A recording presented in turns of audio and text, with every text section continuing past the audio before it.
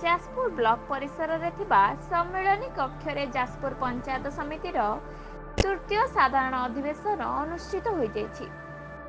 Jajpur BDO स्वागत दासଙ୍କ अध्यक्षतारे अनुष्ठित ଏହି बैठकରେ मुख्य अतिथि भावे नवनिर्वाचित जाजपुर विधायिका सुजाता साहू एवं बरी विधायक विश्वरंजन मल्लिक जोगदे कार्यक्रम को उद्घाटन करथिले।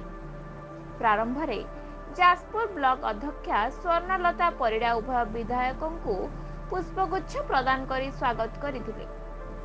ଏହି बैठकରେ ब्लॉक अंतर्गत समस्त पंचायतर सरपंच और समिति सभ्य माने जोग दे ब्लॉक अंतर्गत विभिन्न अंचलर समस्या मान उपस्थापन करथिले।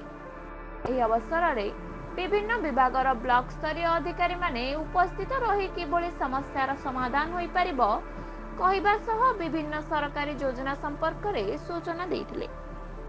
आज जाजपुर ब्लॉक रा तृतीय साधारण बैठक प्रथम थर मु विधायिका भाव रे एठी आज पंचायत समिति रे जोग देछि।